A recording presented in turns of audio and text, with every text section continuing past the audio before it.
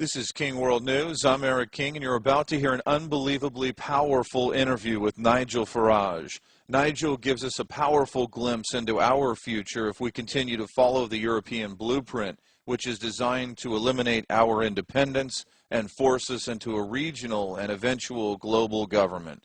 Remember to go to our homepage at www.kingworldnews.com for more interviews, where this week we also have Lord Monckton, who has become so famous for his speech in Minnesota on the Copenhagen Treaty.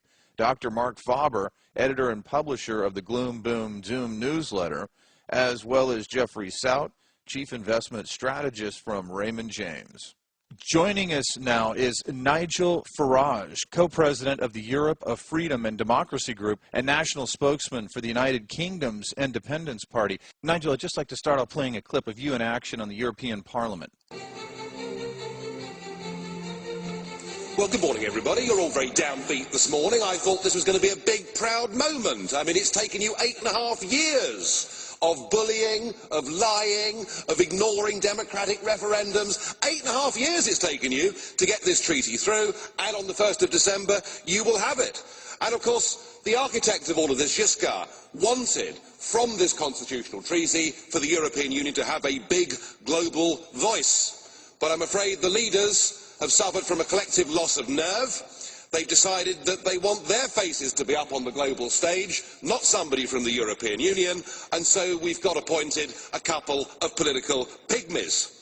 The Kissinger question of who to call in Europe hasn't really been answered, has it? I guess the answer can only be Mr. Barroso, because he's the only one that anybody in the world has ever heard of, and is probably the big winner out of these posts. No wonder, sir, you look so happy this morning. And we have a new President of Europe, Herman Van Rompuy. Doesn't exactly trip off the tongue, does it? I can't see him stopping the traffic in Beijing or Washington. I doubt anybody in Brussels would even recognise who he is. And yet, he's going to be paid a salary that is bigger than Obama's, which tells you all you need to know about this European political class and how they look after themselves. But at least he's an elected politician, unlike Baroness Cathy Ashton, who really is the true representation of the modern-day political class. In some ways, she's ideal, isn't she? She's never had a proper job, and she's never been elected to anything in her life. So I guess she's perfect for this European Union. Excuse me, Mr. Farage. Yes. I would like to put down your postages. You made your presentation. Right, okay. Is Yes, enough calm for down, us. chaps. Okay, Calm down, chaps. please continue. Calm down. But, I mean, she's never been elected to anything, and no one knows who she is. Even the Prime Minister was talking about Baroness Ashdown as opposed to Ashton. I mean, no one has ever heard of her. She's even less well known than Herman Van Rompuy. I mean, that takes some doing, doesn't it? She's risen without trace. She's part of this post-democratic age. She married well. She married an advisor and a friend and supporter of Tony Blair and got put in the House of Lords. When she was in the House of Lords, she was given one big job, and the job was to get the Lisbon Treaty through the House of Lords, and to do so pretending that it was entirely different to the EU constitution. So she's good at keeping a straight face, and she vigorously crushed any attempt in the House of Lords for the British people to have a referendum. So here she is, never stood for public office, never had a proper job, and here she gets one of the top jobs in the Union. Her appointment is an embarrassment for Britain. Absolutely outstanding opening clip, Nigel. For our listeners in the United States and globally, can you get them up to speed with what is taking place in European government that is so outrageous? Just in summary, because I know that's a very open-ended question. Well, when Britain joined what we called the common market 35 years ago, what the people were told, my parents' generation were told, is we were getting ourselves involved in something that was about free trade, that was about taking down tariff barriers, was about making it easier for business to not have the problem of national boundaries. What we weren't told is that from the very start, from the Treaty of Rome, which was the treaty that set up the original European Economic Community, but actually behind it, there had always been a political agenda. There'd always been the aim that they create a state. Now, to do that, the necessary thing was to get a constitution. just as you guys had your constitution, a rather good constitution, incidentally, written by some brilliant people, what the EU had to do was to get a constitution so that legally they could turn it into a state. And for the last 8 years, they've been trying to get this constitution through.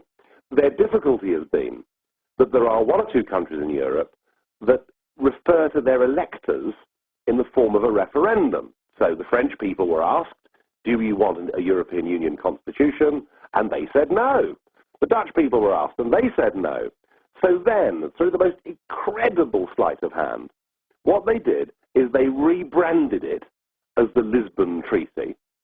And in fact, the former president of Italy, Mr. D'Amato, once said that the great thing about calling it a treaty is there won't need to be any referendums. And only one country had a referendum, and that was the Irish. And they, of course, said no, but were forced to vote again until they said yes. And what happened on the 1st of December was that constitutional treaty became law. And from the 1st of December, the European Union is a legal entity. It's a state in its own right. It has the ability to sign treaties, and it now has a president and a foreign minister, Mr. Van Rompuy and Baroness Cathy Ashton. So, I mean, they may well be political pygmies. They may well be bureaucrats. They may well be people who've not been elected by anybody and therefore can't be removed for the peoples of Europe, but they've got enormous power, and we now find ourselves, we, Great Britain, you know, the country that actually developed parliamentary democracy, and we now find ourselves legally a province of a new European state, and nobody has ever given me the opportunity to express an opinion, and I'm pretty angry about it. Absolutely, and I'm sure a lot in Britain are. Let me play one more clip from that, if you don't mind, because that was quite an exchange, really, that went a little bit around the loop there, because you had it with another member, and then, of course, with the gentleman who was leading, who was trying to correct you, which was quite odd. But it's much worse. Well, at least I've been elected, sir. Unlike her, she's not been elected, and the people don't have the power to remove her. But just hear the next bit. There's something rather more serious than that. Cathy Ashton was an active member of the campaign for nuclear disarmament. In fact, she was the treasurer of the campaign for nuclear disarmament during a period of time when CND took very large donations and refused to reveal the source. What is known is that these donations were obtained by a man called Will Howard, who was a member of the Communist Party in Great Britain. Will Baroness Ashton deny that while she was treasurer, that she took funds from organisations who were opposed to Western-style capitalism and democracy? That question must be asked. And are we really happy that somebody who will be in charge of our overseas security policy was an activist a few years ago in an outfit like CND? I mean, if we really think that, frankly, we need our bumps felt. I don't think that she's a fit and proper person to do this job. She has no experience, and unless she can answer those questions, did she take money from enemies of the West? That question must be answered. Well, we have our 2 pygmies. We'll have the bland leading the bland. But I'm not celebrating, because they'll press on with political union, and whilst our leaders may have saved face for the moment for themselves on the international stage, they have all betrayed their national democracies. The European state is here. We're about to get an avalanche of new laws because of this Lisbon Treaty, and there's no question in my mind that there has to be a full, free, fair referendum in the United Kingdom to decide whether we stay part of this union or not. I hope and pray that we vote to leave, but either way, the people simply must be asked. Thank you. Nigel, again with this, it's an incredible exchange, and these people are sitting there, not, what, 10 to 15 feet away from you? Oh, yeah, no, I'm as leader of a group, I'm literally amongst them. I mean, they hate me in a way that you simply can't believe. They hate me so much, they don't think I should even exist. They don't accept that it's right and proper, that there should be an alternative view. And so what they do, and perhaps you heard a bit of it in that clip, is what they do is they try and shout me down the whole time. Yes. I mean, I'm continually heckled and barracked, but they're picking on the wrong bloke in me, because all that does is make me all the more determined. As I stopped that clip at around the 5:15 mark, 5:16, he's giving you a look of, how do we eliminate this guy? You know, how do we make him just disappear? Oh, yeah.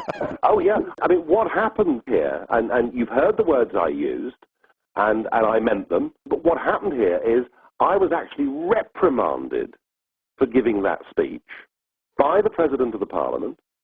I was told that what I'd said was unacceptable, that I needed to tone it down, that I was upsetting people. And then when that debate had finished, I got back to my office, and there was a